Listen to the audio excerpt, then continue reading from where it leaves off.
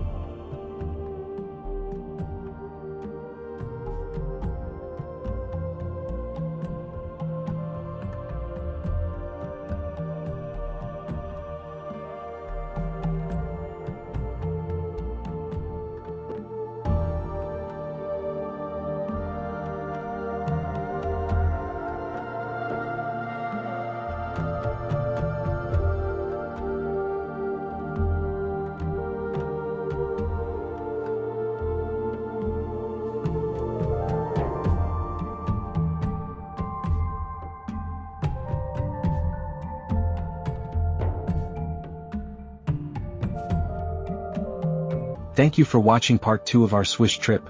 More beautiful moments are coming soon. If you liked the video, please share, subscribe and leave a comment on Shutterbug in Norway. Your support means the world to us and keeps the journey going.